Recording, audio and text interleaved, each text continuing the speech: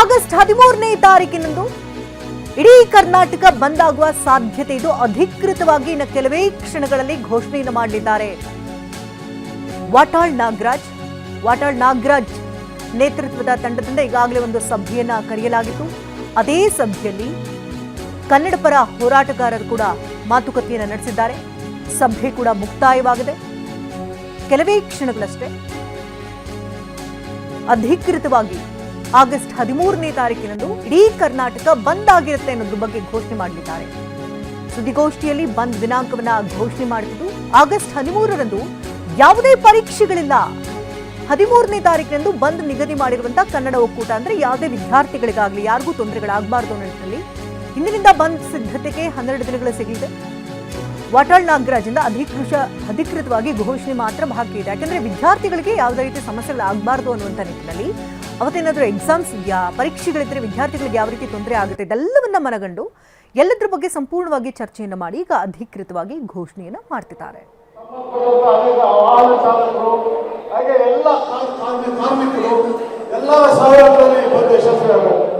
ಅಂತ ನಿಟ್ಟಿನಲ್ಲಿ ಇವತ್ತು ನಮ್ಮೆಲ್ಲರ ನೆಚ್ಚಿನ ನಾಯಕರು ವಾಟಾಳ್ ನಾಗರಾಜ್ ಅವರು ಮತ್ತು ಸಾರಾ ಗೌಡ್ ಅವರ ನಾಯಕತ್ವದಲ್ಲಿ ಎಲ್ಲರ ನೇತೃತ್ವ ಅದ್ರಲ್ಲಿ ಏನಿದೆ, ಎಲ್ಲರ ನೇತೃತ್ವ ಏನಿದೆ, ಎಲ್ಲರ ಸಮ್ಮುಖದಲ್ಲಿ ಒಂದು ಸಭೆಯನ್ನು ಕರೆದಿದ್ದೀವಿ. ಕಾವೇರಿ ಹೋರಾಟ ಈಗಾಗಲೇ ನಮ್ಮಾಗಿರೋ ಅನ್ಯಾಯ ಎರಡು ಕಡೆನೂ ನೀರು ಬಿಡಿಯಲಿದೆ. ಇರೋ 10 TMC ನೀರಲ್ಲಿ ಬೆಂಗಳೂರಿಗೆ 4 TMC ಕುಡಿಯೋದಿರ್ಬೇಕು. ಇನ್ನು ರೈತರಿಗೆ 3-4 TMC ಏನ್ ಮಾಡಬಹುದು? ಕರ್ನಾಟಕದ ಪರಿಸ್ಥಿತಿ ಮಳೆ ಬರಲಿಲ್ಲ ಅಂದ್ರೆ ಏನಾಗುತ್ತೆ? ಇವೆಲ್ಲ ವಾಸ್ತವ ಸ್ಥಿತಿಯನ್ನು ಮನಗೊಂಡು ತೀರ್ಪು ಕೊಡಲು ಇದರಿಂದ ಅನ್ಯಾಯ ಮಂಡಳಿಯಾಗಿದೆ. ಕಾವೇರಿ ನೀರಿನ ಹಂಚಿಕೆ ಒಂದು ರೀತಿ ಅನ್ಯಾಯ ಮಂಡಳಿ. ಈ ಅನ್ಯಾಯ ಮಂಡಳಿಗೆ ತಕ್ಕ ಪಾಠವನ್ನು ಕಲಿಸಬೇಕಾದ್ರೆ ನಮ್ಮ ಹೋರಾಟ ತೀವ್ರತರ ಹೋಗಿರಬೇಕು. ಆ ನಿಟ್ಟಿನಲ್ಲಿ ಇವತ್ತಿನ ಸಭೆಯಿಂದ ಕರೆದಿರ್ತಕ್ಕಂಥದ್ದು ನಮ್ಮ ನಾಯಕರು ಮುಂದಿನ ಹೋರಾಟದ ರೂಪುರೇಷೆಗಳು ಎಲ್ಲವನ್ನೂ ತಿಳಿಸ್ತಾರೆ. ಹಾಗೆ ಈ ಹೋರಾಟಕ್ಕೆ ನಿಮ್ಮ ಬೆಂಬಲ ಮುಖ್ಯ ಅಂತ ಹೇಳಿ ಮತ್ತೊಮ್ಮೆ ನಿಮಗೆ ಸ್ವಾಗತ ಬಯಸ್ತೇನೆ. ಇಲ್ಲಿ ವೇದಿಕೆ ಬಂದಿರ್ತಕ್ಕಂಥ ಎಲ್ಲ ಹೋರಾಟಗಾರರು, ಇಲ್ಲಿ ಬಂದಿರ್ತಕ್ಕಂಥ ಮುಂದೆ ಇರ್ತಕ್ಕಂಥ ಪ್ರತಿಯೊಬ್ಬರು, ಯಾಕಂದ್ರೆ ಯಾರ ಹೆಸರು ಹೇಳೋದಿಲ್ಲ, ಒಬ್ಬೊಬ್ಬರ ಹೆಸರು ಕೊಡುವುದು ಮಕ್ಕಳಿರ್ಬೇಕಾಗುತ್ತೆ. ಆದ್ರಿಂದ ಎಲ್ಲರಿಗೂ ಸಹ ನಾನು ಈ ಒಂದು ಸಭೆಗೆ ಬಂದಂತ ಪ್ರತಿಯೊಬ್ಬರಿಗೂ ಸ್ವಾಗತವನ್ನು ಬಯಸ್ತಾ ಈಗ ವೇದಿಕೆ ಕಾರ್ಯಕ್ರಮ ಪ್ರಾರಂಭ ಆಗುತ್ತೆ. ಮೊದಲಿಗೆ ಸಾರಾ ಗೋವಿಂದ್ ಅವರು ಈ ಸಭೆಯನ್ನು ಉದ್ದೇಶಿಸಿ ಮಾತಾಡ್ತಾರೆ.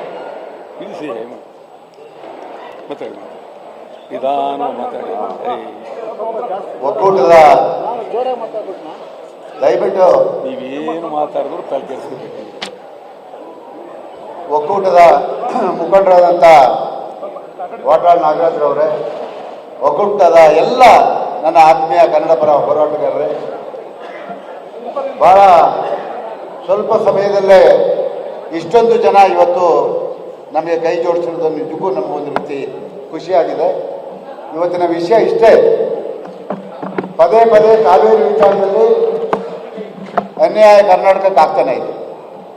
ಬಹುಶಃ ನಾವೆಲ್ಲ ಮೇಲ್ಮನವಿ ಸಲ್ಲಿಸಿದರೆ ನಮಗೆ ನ್ಯಾಯ ಸಿಗ್ಬೋದು ಅಂತ ಅನೇಕ ಜನ ಅಂದ್ಕೊಂಡಿದ್ರು. ಆದರೆ ನಾವು ಮೊದಲೇ ನಿರೀಕ್ಷೆ ಮಾಡಿದ್ದು ಆ ಮೇಲ್ಮನವಿ ತೀರ್ಪು ಕೂಡ ಇದೇ ರೀತಿ ಬರುತ್ತೆ ಅಂತ ನಮ್ಗೆ ಗೊತ್ತಿತ್ತು.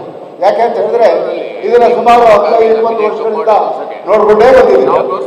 ಯಾವುದೇ ಸಂದರ್ಭದಲ್ಲೂ ಕರ್ನಾಟಕವನ್ನ ಕಡೆಗಣಿಸಿಕೊಂಡೇ ಬಂದಿದ್ದಾರೆ ನ್ಯಾಯಮೂರ್ತಿಗಳು. ಅವ್ರಿಗೆ ಬಹಳ ದೊಡ್ಡದಾಗಿ ನಾವೆಲ್ಲ ಗೌರವ ಕೊಡ್ತೀವಿ.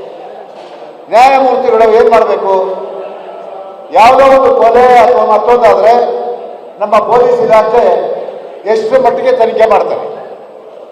ಡೆಲ್ಲಿಲಿ ಕೂತ್ಕೊಂಡು ತಮಿಳುನಾಡು ಕೇಳಿದ್ರು ಅಂದ ತಕ್ಷಣ 4.5 TMC ನೀರು ಬಿಡಿ ಅಂತ ಹೇಳಿದ್ರು ಎಷ್ಟು ಮಟ್ಟಿಗೆ ಸರಿ?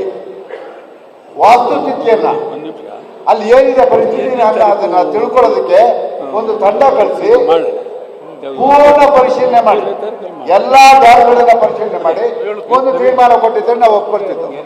ಕಣ್ಣು ಮುಚ್ಕೊಂಡು ಕೂತ್ಕೊಂಡು ತೀರ್ಪು ಕೊಡೋದಕ್ಕೆ ನೀವೇ ಬೇಕಾ? ಹಾಗಾದ್ರೆ ಏನು ಕರ್ನಾಟಕದ ಕನ್ನಡಿಗರು ಗುಲಾಮರ? ಎಲ್ಲಿವರೆಗೆ ನಿಮ್ಮ ದಬ್ಬಾಳಿಕೆ? ವಾಸ್ತವ ಸ್ಥಿತಿಯನ್ನ ಪರಿಶೀಲನೆ ಮಾಡದೇನೆ ಅವೈಜ್ಞಾನಿಕವಾದಂತಹ ತೀರ್ಪನ್ನು ಕೊಟ್ಟಿದ್ದಾರೆ. ಅದಕ್ಕೆ ಇಡೀ ಕರ್ನಾಟಕದ ಎಲ್ಲ ಬಾಂಧವರು ಕೂಡ ಇವತ್ತು ರೊಚ್ಚಿಗೆದ್ದಿದ್ದಾರೆ. ಎಲ್ಲಿವರೆಗೆ ದಬ್ಬಾಳಿಕೆ? ಭಾರತದ ಭೂಪಟದಲ್ಲಿ ಕರ್ನಾಟಕ ಇಲ್ವಾ? 3ನೇ ತಾರೀಕು ಕರ್ನಾಟಕವನ್ನ ಕಡೆಗಣಿಸ್ಕೊಂಡೇ ಬರ್ತಾ ಇದ್ದೀರಾ.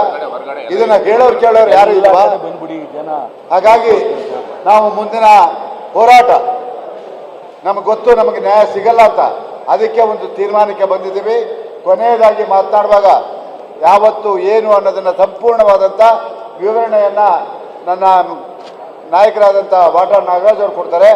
ಈಗ ಈ ಒಂದು ಸಭೆಯನ್ನು ಉದ್ದೇಶಿಸಿ ಹಲವಾರು ಮುಖಂಡರು ಬಂದಿದ್ದಾರೆ. ಅವರೆಲ್ಲರೂ ಕೂಡ ಮಾತನಾಡಬೇಕಾಗಿರೋದ್ರಿಂದ ಒಂದು 2 ನಿಮಿಷ ಎಲ್ಲರೂ ಬರ್ತಾರೆ. ದಯಮಾಡಿ ಕುಮಾರ್ ಅವರು, ಪ್ರವೀಣ್ ಕುಮಾರ್ ಶೆಟ್ಟಿ, ಕುಮಾರ್ ಅವರು ಎಲ್ಲರೂ ಮಾತಾಡ್ತಾರೆ. 2 ಮಾತು ಹೇಳಬೇಡಿ.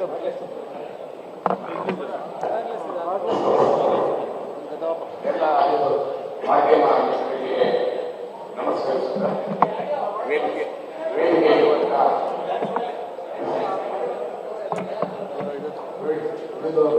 ವೇದಿಕೆಯಲ್ಲಿ